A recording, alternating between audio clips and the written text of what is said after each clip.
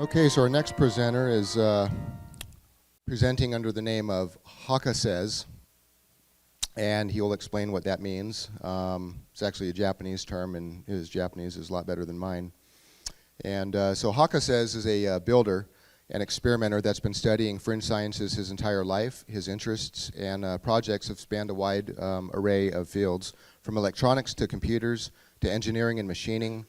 His guiding doctrine is that of MacGyver and Robert Heinlein, that specialization is for insects. He's attended multiple ESTC conferences and gleaned many useful ideas and experiments from the presenters and attendees, especially from the technically focused presenters. His most recent work follows Eric Dollar's foray into seismic forecasting, Tesla coils, cosmic induction, and parametric variation. Build a Tesla coil the way Tesla built them is meant to serve as a crash course into a simple, practical Tesla coil design and construction. We'll be touching on some of the differences between modern Tesla coils and the coils that Tesla builds, and why the coils today look so different from the ones Tesla photographed in Colorado Springs. According to Wikipedia, a Tesla coil requires 2 or 3 coils, but most of the coils we're working with only have one. No primary, no secondary. Just a single extra coil is all that is needed to achieve even greater effects. Eric Dollar demonstrated this himself with his cosmic induction generator experiments at the 2021 conference. The coils we'll be working with are in fact quite similar with the plans that you'll find on the internet. You don't need high voltage transformers or expensive measuring equipment to build coils. With luck, you might even be able to find light a full fluorescent bulb from several feet away using only a couple watts. Through experimentation, we've also refined Eric Dollar's coil calculator formulas and compiled them together into a simple online calculator, so new builders can predict with great accuracy how their coils might perform even before they build them. Enjoy the crash course and buckle up. So help welcome Haka Says. MacGyver. Oh, let's have some fun here. We're going to start back with the late 1900s Tesla Colorado Springs presentation photographs that he took, and we're going to look at that, compare it to what the Tesla coils look today. So if we look, this is a Tesla coil photographed late 1800s in the Colorado Springs laboratory. If we notice in the center, there's a large extra coil that is approximately a 1-to-1 height to diameter ratio. Along the entire outside of the room is the primary and secondary. Consists of, I think it was 10 to 20 turns of thick copper, and then the primary was only 2 turns of copper winding the room. Does that look very similar to what Tesla had built, or does it look different?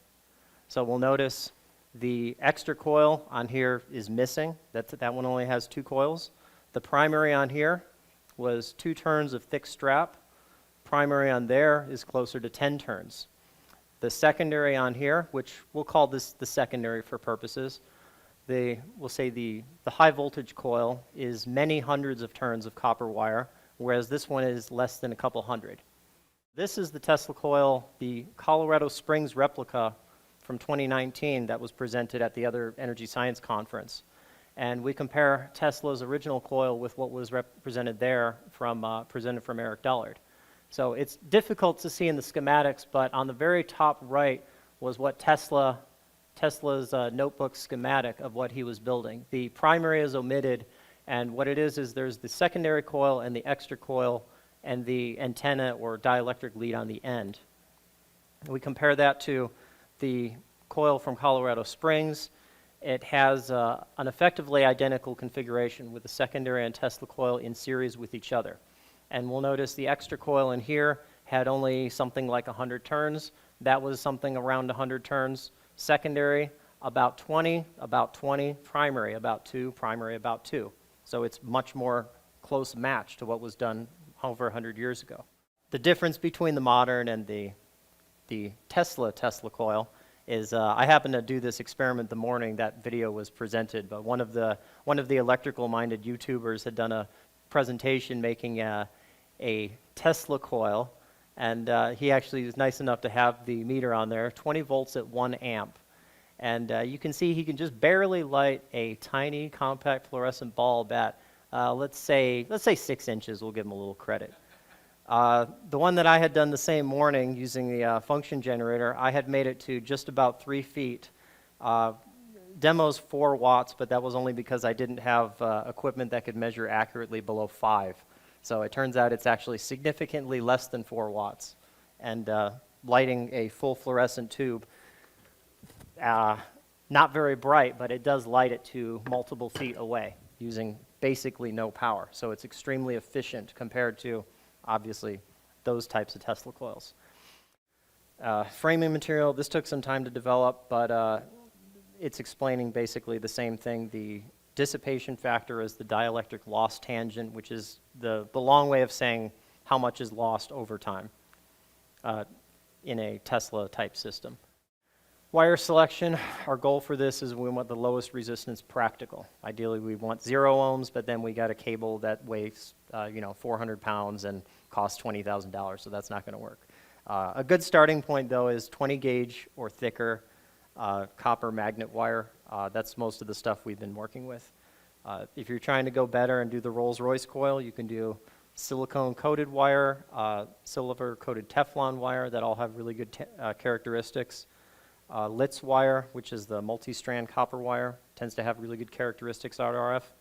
And one of the things Dollard used back in the Borderlands videos was the outer sheath of coax cable, just the regular ham radio coax cable, the outer conductor, because it has a very large diameter, works really good for making coils. So let's actually go build one. There's multiple techniques. Dollard has his own. A lot of people have tweaked. The idea is you can't use PVC pipe because if you wind it on PVC pipe, the dielectricity gets eaten up by the pipe and doesn't give you the magic characteristics. We want something that is minimal framing material and open frame, like all of the ones that you see here. So if you'll notice, I can tune this up here to a high amplitude, and then just moving your hand even a pretty good distance away, you'll see how far I'm detuning the coil. That's changing the frequency by tens of kilocycles. And what else can we do with that? If we look at the power on here, the scope is set to 5 volt per division, so what are we? We're probably about 50 volts right here. The function generator is putting out 20 volts, less than 1 watt. And you can get an idea of how far the dielectric field is expanding into space based on the voltages out of here. I could actually turn it down a little bit more. 10 volts per division, we get a little bit closer. It's going to detune it because it's part of the circuit. So that gives you an idea of what kind of coil we're working with here. So we're lighting a bulb more than a foot away with less than 1 watt of power, less than 1/3 of a watt of power, 0.27 watts. And I think a lot of electrical engineers, it might blow their mind because this shouldn't happen. You shouldn't be getting over 1,000 volts off of the end of this coil and lighting a bulb at, I don't know what this bulb is rated. What is it, 20 watts or something like that? It's not full brightness, but it's actually lighting. All of the energy is going into space, getting picked up by this. Sensitivity. Yeah, so you can see it deflecting. That's about 4, 5, about 5, 6, 10 feet. Yeah. One of the other experiments that I did at the shop before coming to here was essentially we end up with a pair of Tesla coils in what Eric Dollard calls the cosmic induction generator. And what ends up happening is the electrostatic field and the fields that are generated by this compound against each other. They smash into each other, and for their setups, they light up the bulb in the middle and generate all these interesting effects. But one of the interesting things with that is the power that you can pump into that is interesting because you can put many hundreds of watts into this and it doesn't generate heat in the way that you would normally expect.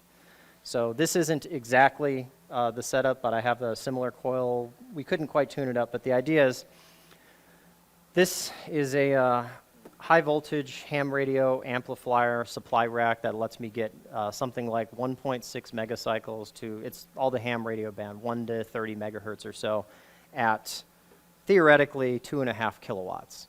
So I took another, something with a similar impedance, some resistance wire, that was something like 30 ohm, closest I could get to 50 ohm, to get the same match to the coil that I had.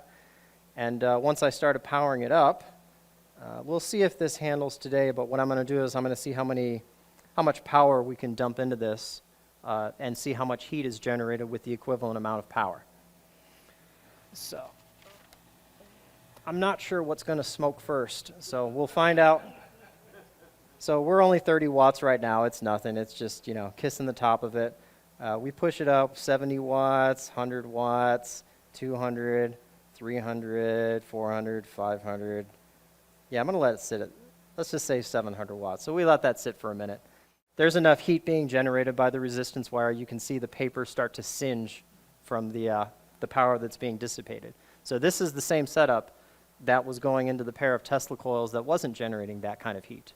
That it was safe to the touch several minutes later at almost twice the power that it was before. So here we're at 750 watts. It is going to change because the heat's going to change the resistance. But that gives you an idea of how a power dissipates in a normal setup, in a normal wire setup.